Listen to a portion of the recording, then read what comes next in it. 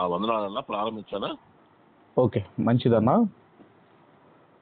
మంచిది. మరి ప్రభునందు ప్రియమైన దేవుని వర్లారా, మరి ఎల్షదాయి కాన్ఫరెన్స్ను అనుదినము నిర్విరామముగా నడిపిస్తున్న పెద్దలు మరి డాక్టర్ రెవరెండ్ మరి గిద్యునయ్య గారికి, మార్కయ్య గారికి, అలాగే కాన్ఫరెన్స్లో కనెక్ట్ అయిన నా తోటి దైవజనులకు, పరిశుద్ధులుగా ఉండుటకు పిలువబడిన ప్రతి ఒక్కరికి మన రక్షకుడు ప్రభు అయిన యేసుక్రీస్తు వారి అతి శ్రేష్టమైన పరిశుద్ధమైన నామమున మీ అందరికీ ఈ ఉదయకాలపు శుభాభివందనాలు మరి నేను తెలియజేస్తున్నాను. మంచిది. మరి ఈరోజు ఒక అద్భుతమైన సందర్భాన్ని బైబిల్లో నుండి మనం అందరం కూడా ఆలోచన చేద్దాము. ఈరోజు మనం నేర్చుకోబోయే ఆ అంశము, ఆ టైటిల్ ఏంటి అన్నప్పుడు, రక్షణలోనికి వచ్చిన తప్పిపోయే ప్రమాదం ఉందా అనే ఒక అద్భుతమైన సందర్భాన్ని బైబిల్లో నుండి మనం అందరం కూడా ఆలోచన చేద్దాం. మరలా చెబుతున్నాను, రక్షణలోనికి వచ్చిన తప్పిపోయే ప్రమాదం ఉందా అనే ఒక అద్భుతమైన సందర్భాన్ని బైబిల్లో నుండి మనం అందరం కూడా ఆలోచన చేద్దాము. మరి రక్షణలోనికి రావటము అంటే ఏంటి అన్నప్పుడు, మనం అందరం కూడా ఎవరో సువార్తను ప్రకటిస్తుంటే మనం విని మారు మనసు పొందుకొని మనమందరము కూడా విశ్వాసం ఉంచి బ్యాప్టిజం తీసుకొని దేవుని రాజ్యములో చేర్చబడి క్రీస్తు కొరకు బ్రతుకుతున్న మనమే రక్షణలోనికి వచ్చిన వారము. రక్షణలోనికి రావటం అంటే అది ఎంతో గొప్ప విషయం. అది రక్షణలోనికి రావటం అన్నది అది గొప్ప వరం. అది కాబట్టి రక్షణలోనికి వచ్చిన మనము ఒక 3 విషయాలు మనం జ్ఞాపకం చేసుకోవాలి. ఒకటి ఏంటి అన్నప్పుడు, దేవుని ప్రేమ మనకు అర్థం కావాలి. మొదటిది ఏంటిది అన్నప్పుడు, రక్షణలోనికి వచ్చిన మనకు దేవుని ప్రేమ మనకు అర్థం కావాలి.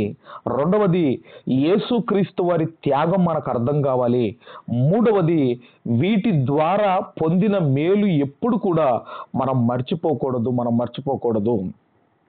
ఎందుకంటే రక్షణలోనికి వచ్చాము అంటే అది ఎంతో గొప్ప భాగ్యం, అది గొప్ప విషయం. అది కాబట్టి రక్షణలోనికి వచ్చాము అంటే పాపములో నుండి జీవములోనికి వచ్చిన వారము అని అర్థము.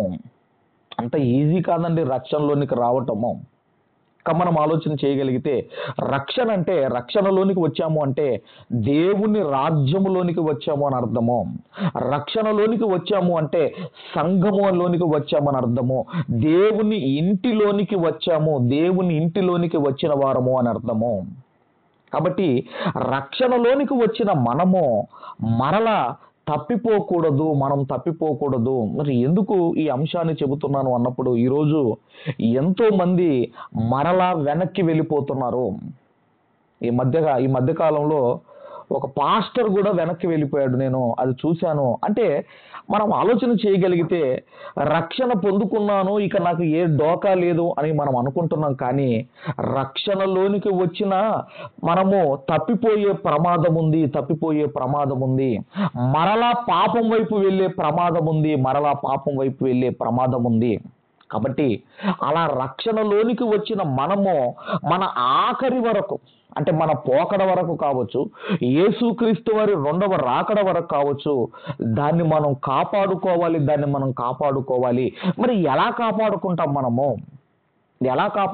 మనము? ఎందుకంటేనండి, ఈరోజు ఎంతో మంది ఇదిగో రక్షణలో ఉన్న వారిని మరలా వెనక్కి తీసుకురావడానికి ఎన్నో ప్రయత్నాలు జరుగుతున్నాయి.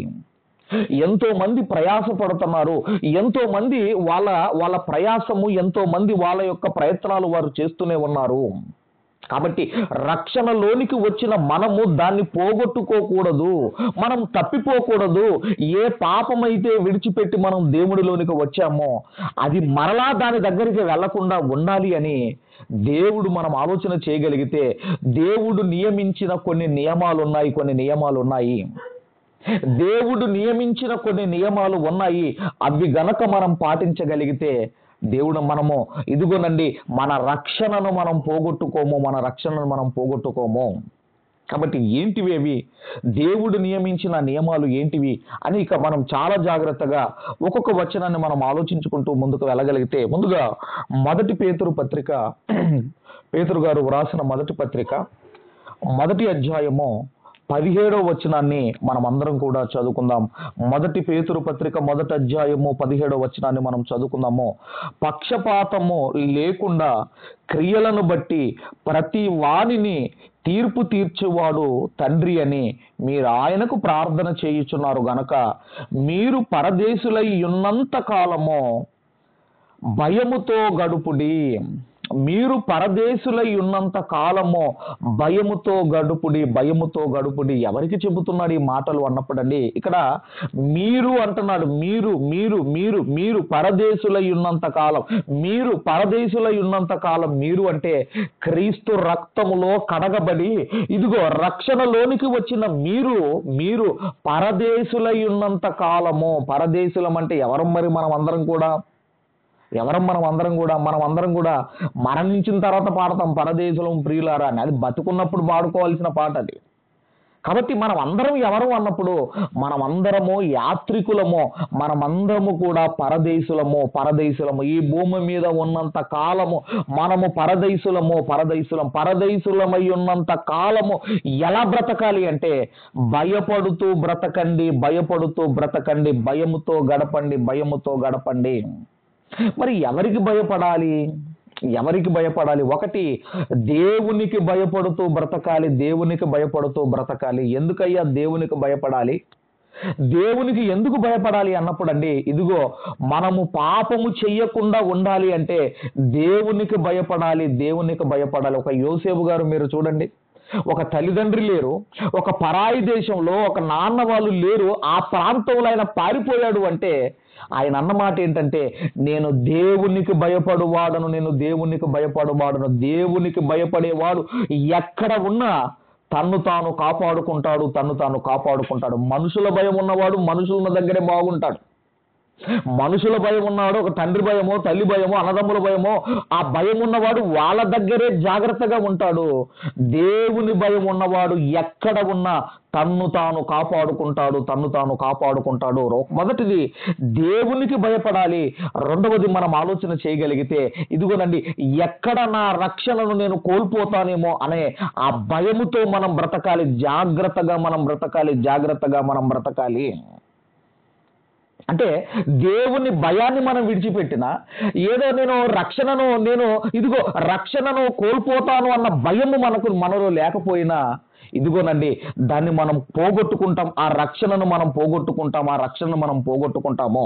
కాబట్టి మీరు క్రీస్తు రక్తములో కడగబడిన మీరు పరదేశులై ఉన్నంత కాలము భయముతో గడపండి అంటున్నాడు. అలాగే అపోస్తులైన పౌలు గారు ఫిలిప్పీలకు రాసిన పత్రిక, దయచేసి అపోస్తులైన పౌలు గారు ఫిలిప్పీలకు రాసిన పత్రిక 2వ అధ్యాయము దయచేసి 12వ వచనాన్ని మనం అందరం కూడా చదువుకుందాం. 2వ అధ్యాయం 12వ వచనం చదువుకుందాం. కాగా నా ప్రియులారా, మీరెల్లప్పుడూ విధేయులై ఉన్న ప్రకారము నా ఎదుట ఉన్నప్పుడు మాత్రమే గాక మరి ఎక్కువగా నేను మీతో లేని ఈ కాలమందును భయముతోనూ వణుకుతోనూ మీ సొంత రక్షణను కొనసాగించుకొనుడి. అంటే రక్షణలోనికి వచ్చిన తర్వాత మనం ఆలోచన చేయగలిగితే ఈ రక్షణను విధేయతతో అలాగే భయముతో వణుకుతో మనము విధేయులుగా బ్రతకాలి అంటున్నాడు. భయముతో వణుకుతో విధేయులుగా మనం బ్రతకాలి అంటున్నాడు. మరి ఎవరికి విధేయులుగా బ్రతకాలి? దేవునికి విధేయులుగా బ్రతకాలి. అలాగే సంఘానికి విధేయులుగా బ్రతకాలి. ఎవరైతే పెద్దలు ఇదిగోనండి మనల్ని రక్షణలోనికి నడిపిస్తున్నారో ఆ పెద్దలకు విధేయులుగా మనం బ్రతకాలి. అందుకేనండి రక్షణలోనికి వచ్చిన మనము ఇదిగో భయముతోనూ వణుకుతోనూ మనము విధేయులుగా బ్రతకాలి అంటున్నాడు. అదే పౌలు గారు మనం ఆలోచన చేయగలిగితే కొరంథీలకు రాసిన మొదటి పత్రిక అదే పౌలు గారు కొరంథీయులకు రాసిన మొదటి పత్రిక మనం ఆలోచన చేయగలిగితే, మనం ఆలోచిస్తున్నది ఏంటంటే, రక్షణలోనికి వచ్చిన తప్పిపోయే ప్రమాదం ఉందా అంటే తప్పిపోయే ప్రమాదం ఉంది.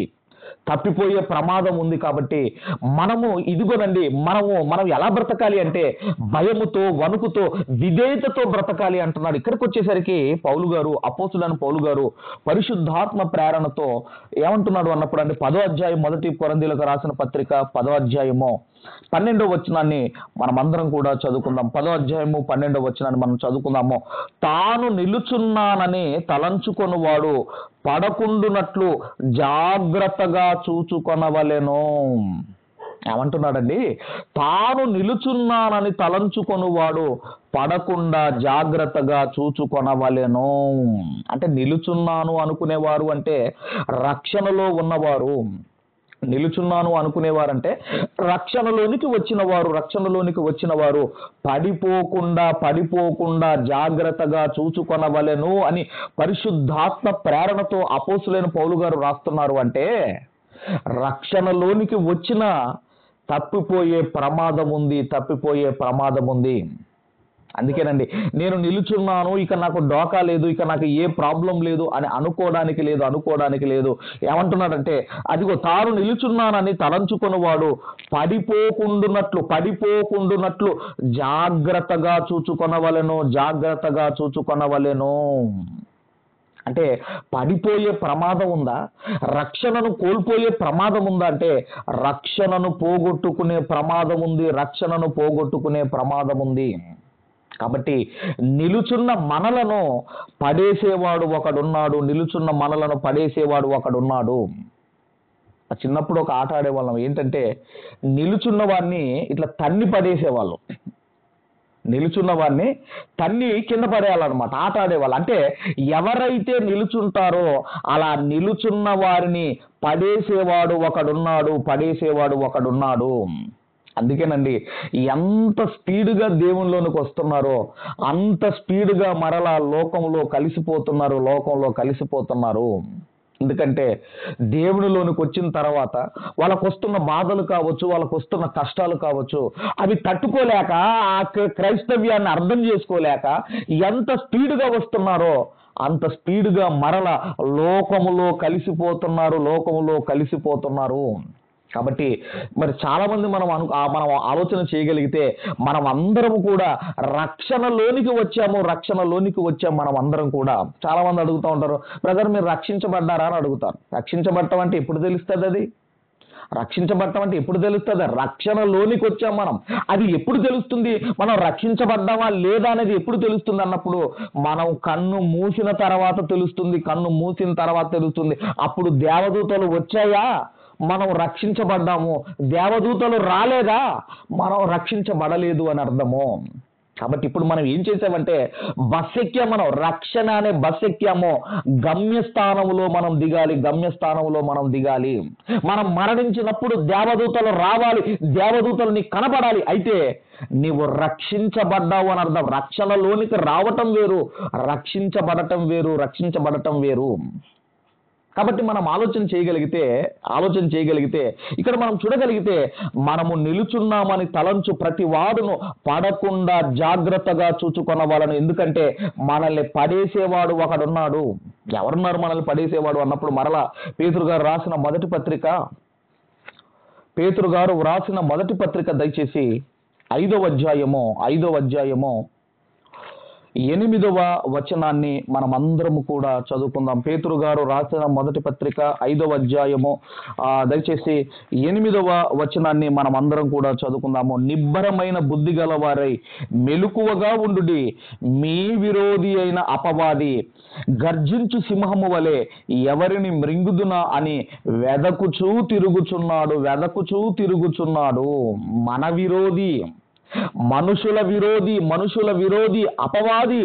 ఇదిగోనండి, ఎవరైతే క్రీస్తు కొరకు బ్రతుకుతున్నారో, ఎవరైతే దేవుని కొరకు బ్రతుకుతున్నారో వారిని ఇదిగోనండి మృంగడానికి వెదకుతూ తిరుగుతున్నాడు. అంటే మనం ఆలోచన చేయగలిగితే ఇదిగోనండి మరలా అక్కడ మనం చూడగలిగితే నిబ్బరమైన బుద్ధి గలవారై ఆ మెలకువగా ఉండి మీ విరోధి అయిన అపవాది గర్జించు సింహం వలె ఎవరిని మృంగుదా అని వెదకుచూ తిరుగుచున్నాడు. మనం అందరము కూడా అపవాది నుండి మనం తప్పించుకొని బాప్టిజం తీసుకొని దేవుని రాజ్యములోనికి ప్రవేశించిన వారం మనం అందరం కూడా. మనం అందరం కూడా. అందుకే ఎవరైతే ప్రభువులో ఉన్నారో, ఎవరైతే ప్రభువు కొరకు బ్రతుకుతున్నారో వారిని మృంగడానికి వాడు ఇదిగోనండి, వాడు చూస్తున్నాడు, మింగడానికి చూస్తున్నాడు, వాడు పడేయడానికి చూస్తున్నాడు. అందుకే ఎప్పుడు కూడా మనం ఆలోచన చేయగలిగితే అపవాదికి ఎప్పుడు మనం చోటు ఇవ్వకూడదు. ఆదామవ్వలను పడేశాడు. ఆదామవ్వల్ని ఎలా పడేశాడు? దేనికి పడేశాడు? వాళ్ళు పడిపోవడానికి ఒక పండు చాలు. వాళ్ళు పడిపోవాలి అంటే ఒక పండు కావాలి. అలాగే మనం కాస్త ముందుకు రాగలిగితే ఏశావు పడిపోయాడు. ఏశావు పడిపోవాలంటే ఏం కావాలి అంటే ఇదిగోనండి చిక్కుడుగాయల కూర కావాలి. ఏశావు చిక్కుడుగాయల కూరకు పడిపోయాడండి ఏశావు. అలాగే ఇంకా మనం ముందుకు రాగలిగితే, అలాగే మనం చూడగలిగితేనండి అలా చాలా మంది మనం ఆలోచన చేయగలిగితే మరి ఎంతో మంది పడిపోయారు. అందుకే మనం ఏదైతే బలహీనత ఉంటుందో దాన్ని వాడు బలముగా చేసుకుంటాడు. అందుకేనండి ఏ లూప్ హోల్ లేకుండా మనం బ్రతకాలి. వాడి దగ్గర గాలాలున్నాయి, వాడి దగ్గర వలలున్నాయి, వాడి దగ్గర గాలం ఉంది, వాడి దగ్గర వలలున్నాయి, వాడి దగ్గర ఇదిగోనండి వాడి దగ్గర ఆయుధాలున్నాయి. మనిషిని ఎలా పడేయాలి. కాబట్టి అందుకే అంటున్నాడు గర్జించు సింహము వలె ఎవరిని మృంగుదునా అని వెతకుతున్నాడు. అందుకే ఏమన్నాడు మరలా పౌలు గారు ఎఫెసీయులకు రాసిన పత్రిక, అపోస్తుడైన పౌలు గారు ఎఫెసీయులకు రాసిన పత్రిక 4వ అధ్యాయము 27వ వచనాన్ని మనం చదవగలిగితే 4వ అధ్యాయము 27వ వచనము అపవాదికి చోటివ్వకుడి అంటున్నాడు. అపవాదికి చోటివ్వకండి అంటున్నాడు. ఎందుకంటేనండి వాడికి చోటిస్తే వాడు మొత్తం మింగేస్తాడు. అందుకేనండి ఎక్కడ ఉండాలి? అపవాదికి దొరకకుండా మనం ఎక్కడ ఉండాలి అంటే కంచగలిగిన తోట, దేవుని కాపుదల ఉండే చోటు సంఘములో ఉండాలి. సంఘమే దేవుని కాపుదల ఉండే చోటండి. సంఘము కంచగలిగిన తోట. కాబట్టి అపవాదికి చోటివ్వకండి అంటున్నాడు. అంటే ఇచ్చే ప్రమాదం ఉందంటే ఖచ్చితంగా ఏదైతే మనకు బలహీనత ఉంటుందో దాన్ని వాడు బలంగా చేసుకుంటాడు. మన వీక్ పాయింట్ ఏదైతే ఉంటుందో వానికి స్ట్రాంగ్ పాయింట్ అవుతుంది. కాబట్టి జాగ్రత్త. అపవాదికి చోటివ్వకండి. యేసుక్రీస్తు వారితో మరి ఇస్కరియోతు యూదా 3.5 సంవత్సరాలు ఉన్నాడు. ఇప్పుడు యూదా పడిపోవాలి అంటే ఏం కావాలి అంటే పండిస్తే యూదా పడిపోడు. యూదా చిక్కుడుగాయల కూరకు పడిపోడు. యూదా పడిపోవాలి అంటే ఇదిగోనండి 30 వెండి నాణములు కావాలి. అందుకేనండి ఎవరు దేనికి పడిపోతారో ఎవరిని ఎలా మృంగాలో ఇదిగోనండి వాడికి బాగా తెలుసు. యేసుక్రీస్తు వారితో 33.5 సంవత్సరాలు ఉన్నాయనే తప్పిపోతే మరి మన పరిస్థితి ఏంటి ఆలోచించండి. అందుకే రక్షణలోనికి వచ్చిన మీరు దేవుని కొరకు బ్రతుకుతున్న మీరు ఇదిగోనండి అపవాదికి చోటివ్వకుండా బ్రతకండి. ఎందుకంటేనండి ప్రమాదం పొంచి ఉంది. రక్షణలోనికి వచ్చిన ప్రమాదం పొంచి ఉంది. ఏ రోజు ఏం జరుగుతుందో చెప్పలేము. ఎవరు ఎలా మారిపోతున్నారో చెప్పలేము. ఒక పాస్టరు వెనక్కి వెళ్ళిపోయాడంటే మీరు ఆలోచించండి. మీరు ఆలోచించండి. అంటే ఏంటి మీరు ఆలోచించండి, ఎలాంటి పరిస్థితుల్లో ఉన్నాయో మీరు ఆలోచించండి. అంటే సాతాను ఎంత బలంగా వాడు పనిచేస్తున్నాడో మీరు ఆలోచించండి, ఎంత బలంగా వాడు పనిచేస్తున్నాడో మీరు ఆలోచించండి. అందుకేనండి ఎందరో ఎందరో గొప్ప గొప్ప వాళ్ళను మింగేశాడు వాడు, ఎందరో గొప్ప గొప్ప వాళ్ళను మింగేశాడు. కాబట్టి క్రైస్తవుల జాగ్రత్త, ఇదిగో మీ రక్షణను మీరు కాపాడుకోండి, మీ రక్షణను మీరు కాపాడుకోండి.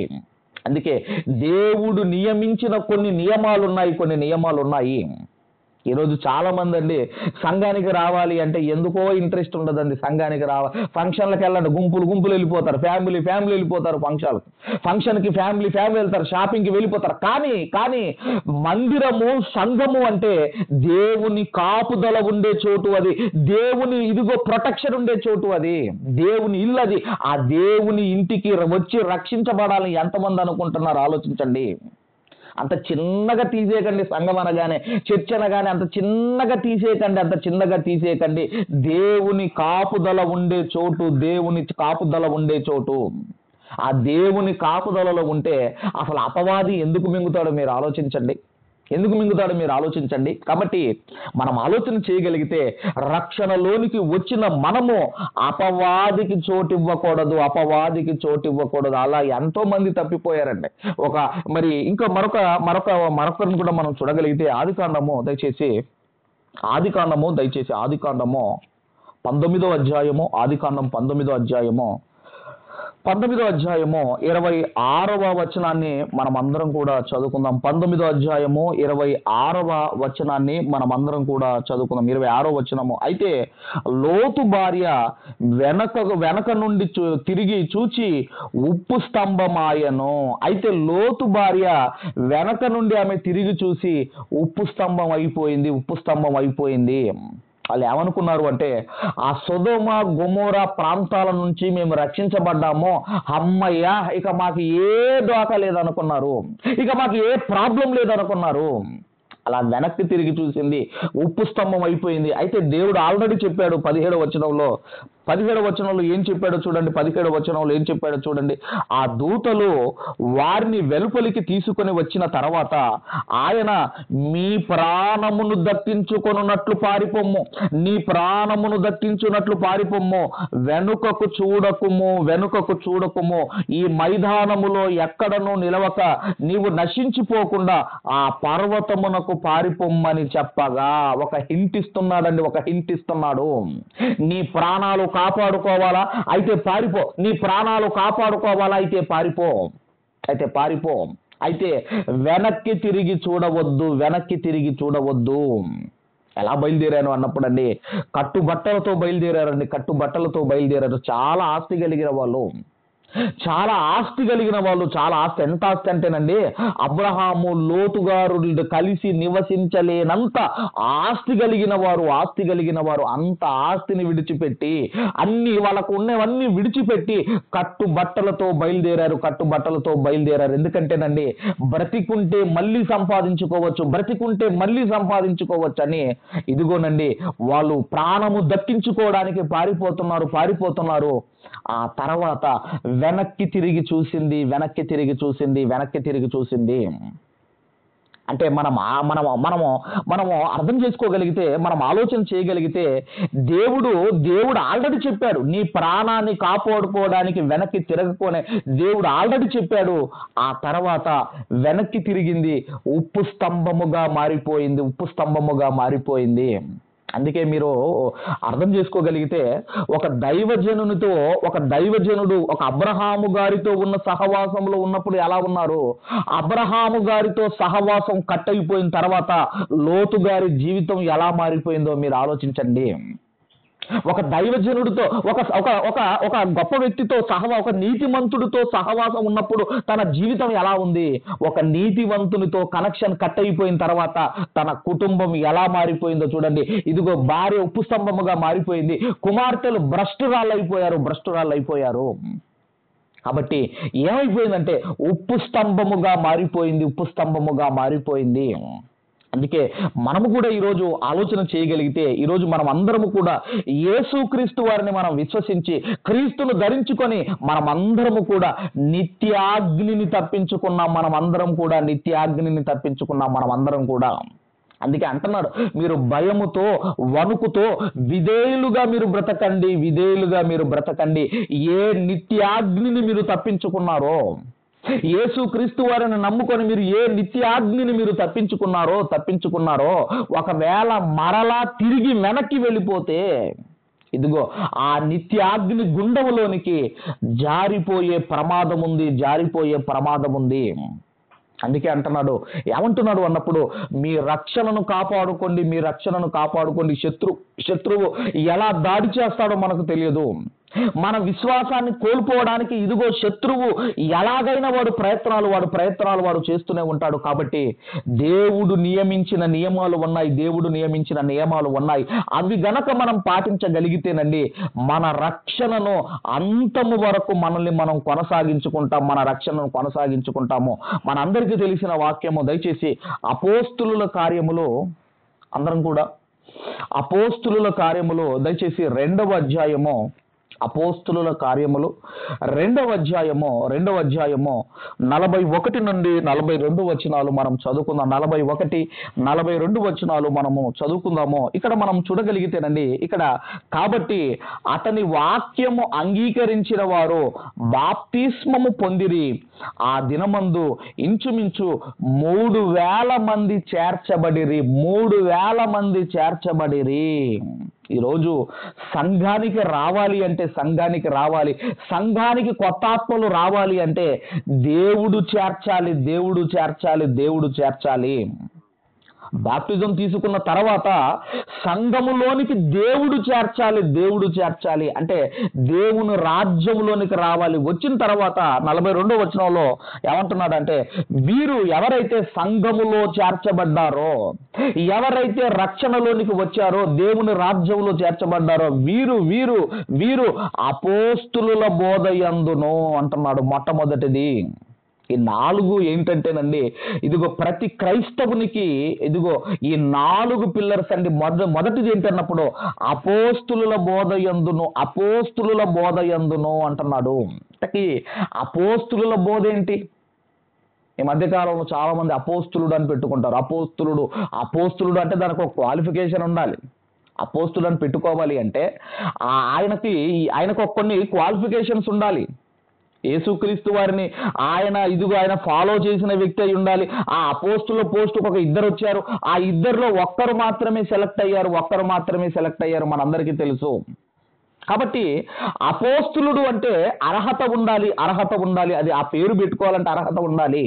ఈరోజు అందరూ పెట్టుకుంటున్నారు, పలానా అపోస్తులుడు అండి, పలానా అబ్రహాం గారు అపోస్తులుడు అండి అని పెట్టుకుంటున్నారు. కానీ మనం ఆలోచన చేయగలిగితే అపోస్తులుల బోధ యందును అంటున్నాడు. ఇంతకు అపోస్తుల బోధ ఎలా ఉంటుంది? ఈ రోజండి మొదటి శతాబ్దపు బోధకి ఈ రోజు 21వ శతాబ్దం బోధకి చాలా తేడా ఉంది. ఆ రోజు మీరు ఆలోచన చేయగలిగితే క్రీస్తు కొరకు ప్రాణం పెట్టే బోధ.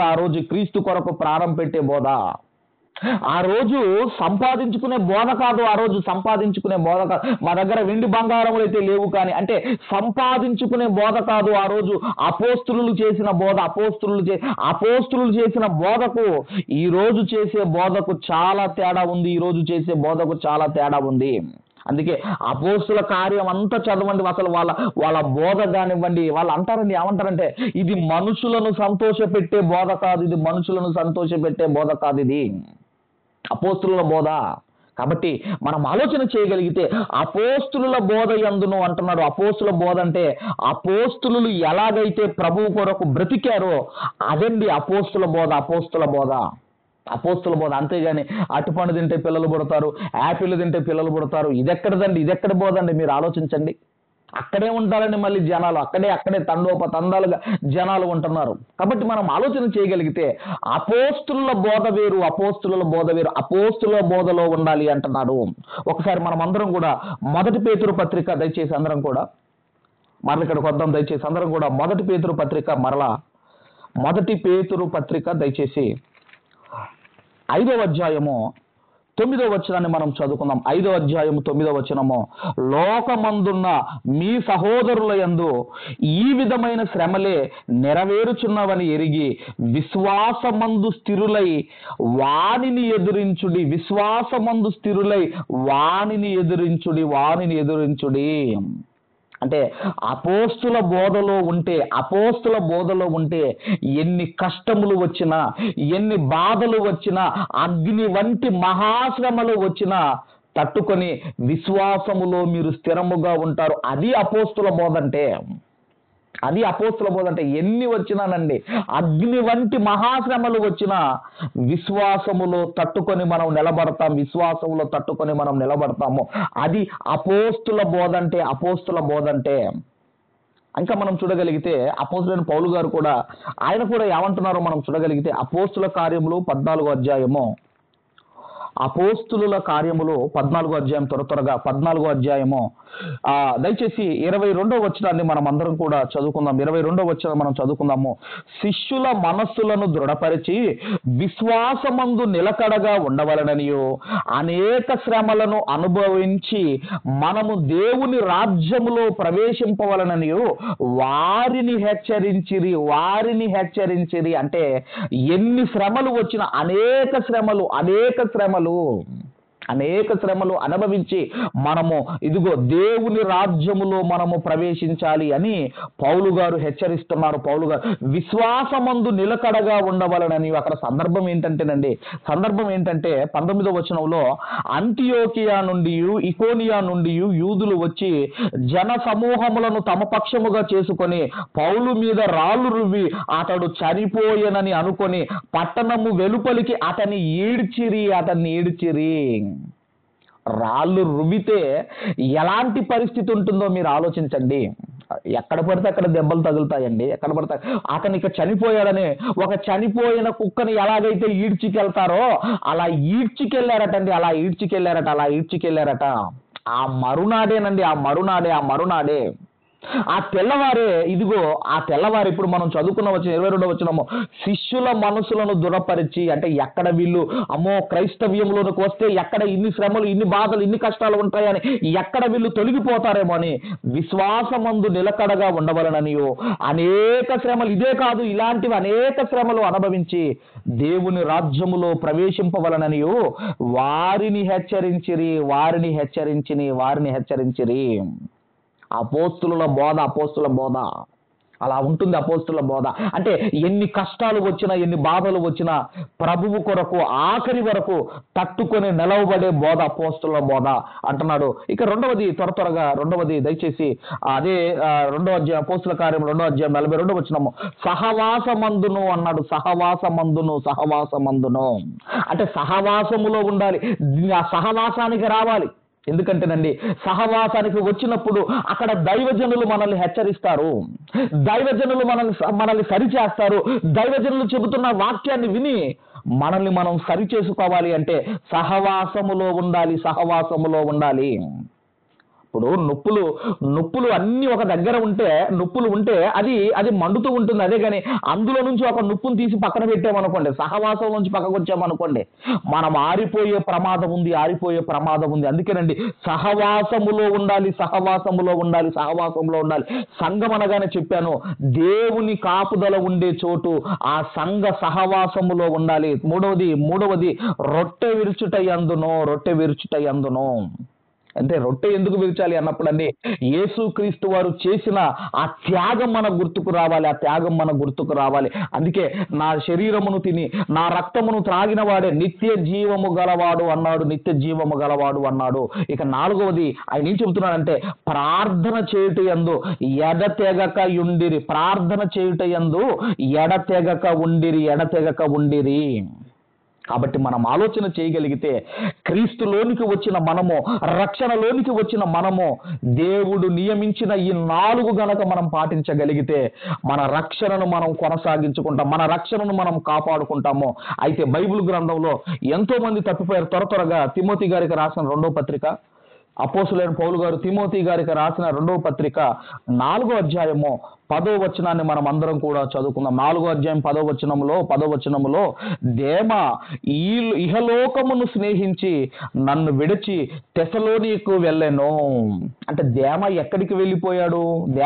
పౌలు గారితో ఉన్న దేమ ఎక్కడికి వెళ్ళిపోయాడు? ఇదిగోనండి, లోకమును స్నేహించి ఇంతకు లోకమును స్నేహించిన వాడు, ఈ లోక స్నేహము దేవునితో వైరమని మీరు ఎరగరాని యాకోబు పత్రికలో ఉంటుంది. అంటే లోకములో ఏముంది? శరీరాశ, నేత్రాశ, జీవపు డంబము. పౌలు గారితో ఉన్న దేమగారే ఎక్కడ కలిసిపోయాడయ్యా అంటే లోకములో కలిసిపోయాడు. అంటే దైవజనునితో సహవాసాన్ని విడిచిపెట్టాడు, రక్షణను కోల్పోయాడు. చూడండి, ఒక దేవునితో సహవాసాన్ని విడిచిపెట్టేశాడు, ఆయన రక్షణ పోగొట్టుకున్నాడు. గలతీలకు రాసిన పత్రిక 6వ అధ్యాయము, దయచేసి అపోస్తులైన పౌలు గారు గలతీలకు రాసిన పత్రిక 6వ అధ్యాయము 1వ వచనము, సహోదరులారా, ఒకడు ఏ తప్పిదములోనైనను చిక్కుకొని ఎడల ఆత్మ సంబంధమైన మీలో ప్రతివాడు తానును శోధింపబడుదునేమో అని తన విషయమై చూసుకొనుచు సాత్వికమైన మనసుతో అట్టి వాణిని మంచి దారిలోనికి తీసుకొని రావలేను. అంటే జాగ్రత్త చెబుతున్నాడు. ఒక వ్యక్తి పడిపోయాడంటే నువ్వు జాగ్రత్త, ఇంకా నాకు ఏం ప్రాబ్లం లేదు, నేను పెద్ద అది అని అనుకోకండి. కాబట్టి జాగ్రత్త చెబుతున్నాడు. చివరిగా హెబ్రీలకు రాసిన పత్రిక 3వ అధ్యాయము 12వ వచనాన్ని చదువుకొని మనం ముగించుకుందాం. 3వ అధ్యాయము, దయచేసి హెబ్రీలకు రాసిన పత్రిక 3వ అధ్యాయము 12వ వచనాన్ని చదువుకొని మనం అందరం కూడా ముగించుకుందాము. సహోదరులారా, జీవము గల దేవుణ్ణి విడిచిపోవునట్టి విశ్వాసము లేని దుష్ట హృదయము మీలో ఎవని యందైనను ఒకవేళ ఉండునేమో అని జాగ్రత్తగా చూచుకొనుడి. జాగ్రత్త చెబుతున్నాడు. ఎందుకంటే మనం ఆలోచన చేయగలిగితేనండి, అపవాది వాడు ఎంటర్ అవుతున్నాడు. వాడి ప్రయత్నాలు వాడు చేస్తున్నాడు. కాబట్టి వాడి యొక్క ఇంటెన్షన్, వాడి టార్గెట్ ఏంటంటే రక్షణలో ఉన్న నిన్ను రక్షణను కోల్పోయేటట్టుగా చేయటమే. దేవునిలో ఉన్న మనల్ని దేవునికి దూరంగా చెయ్యాలి అన్నదే వాడి టార్గెట్ అండి. వాడి టార్గెట్ వాడు పూర్తి చేయడానికి ఎన్ని ప్రయత్నాలైనా చేస్తాడు, ఎంత ఓర్పుగానైనా వాడు ఉంటాడు.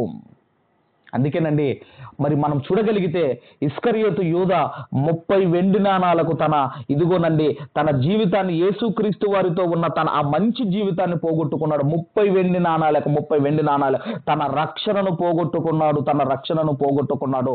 కాబట్టి మనం ఆలోచన చేయగలిగితే రక్షణలోనికి వచ్చిన మనము తప్పిపోయే ప్రమాదం ఉంది. ఎందరో వెళ్ళిపోతున్నారు వెనక్కి. క్రైస్తవ్యం ఫిల్టర్ అవుతుంది. ఎందుకంటే దేవుని కొరకు అగ్ని వంటి మహాశ్రమలు వచ్చినా తట్టుకొని నిలబడే వాళ్ళు కావాలి దేవుని కొరకు. ఒక దానియేలు, షడ్రకు, మెషకు లాంటి వాళ్ళు కావాలి దేవుని కొరకు. ఇదిగోనండి, దేవుని కొరకు ఎలాంటి శ్రమలు వచ్చినా తట్టుకొని నిలబడే వాళ్ళు కావాలి దేవునికి. కాబట్టి మనం ఆలోచన చేయగలిగితే ఇదిగోనండి, మనము దేవుణ్ణి, మనము సంఘమును, ఇదిగోనండి మన రక్షణను ఎప్పుడు కూడా మనము నిర్లక్ష్యం చేయకూడదు. ఇదిగో తప్పిపోయే ప్రమాదం ఉంది. తాను నిల్చున్నానని తలంచువాడు ఇదిగో పడకుండా జాగ్రత్తగా చూచుకొనవలెను. కాబట్టి వాక్యాలన్నీ కూడా మనం విన్నాము, మనల్ని మనం కాపాడుకున్నాం, మనల్ని మనము ఇదిగో గమ్యస్థలమైన ఆ పరలోకం వైపు వెళ్ళే విధంగా మన జీవితాలు కాపాడుకోవాలని కోరుకుంటూ ఈ నా మాటలు ముగిస్తున్నాను. దేవుడు మనందరిని దీవించి ఆశీర్వదించును గాక. ఆమేన్.